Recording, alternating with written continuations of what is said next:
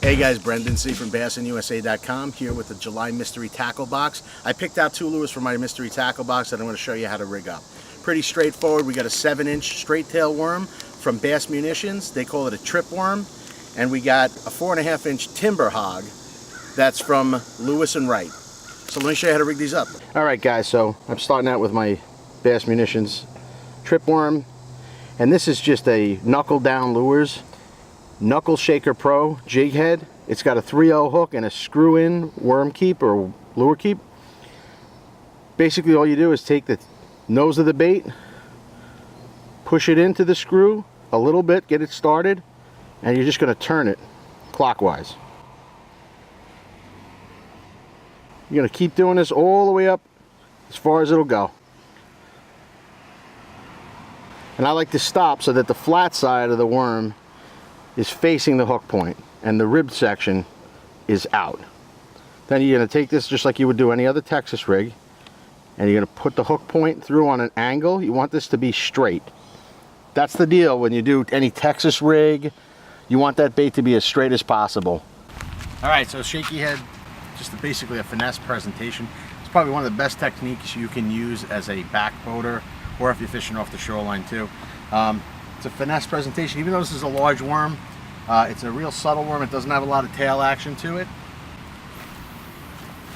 Fish it just like a Texas rig. You throw it out there, you let it go down to the bottom, and then basically you're going to just lift up your rod tip, set the hook, and reel in a fish. A lot of times you're going to get these fish, they're going to hit you on the drop. That hook just popped right out. That's it. Bait's about as big as the fish was. But you know what? That's the concept here. Beyond the hit on the drop, I'm just putting that right back in. I just want to make sure it's not sticking out all the way. What you do is you put the rod tip up, and when it hits the bottom, you're going to put a little bit of slack in the line and just bounce the tip. You're shaking it. That's why it gets that name, Shaky Head. And what that does is this worm is going to stand straight up like this and just keep its tail flickering up very subtly. And you can stop it and dead stick it. I mean, you can fish it a lot of different ways. It comes through the grass real good. You can fish it around wood as if you bury that hook up. So we're going to rig up the timber hog. We're going to do the same thing we did with the trip worm with this. I'm still using a Shaky Head. Throw it out, let it go to the bottom, sit still, and then pick up the rod tip, bring it up about 1 o'clock, and just give it a little shake. Subtle. It's not a hop, it's just a little bit of a quiver. You just want to put a quiver into that bait. And then pull it along. There's one.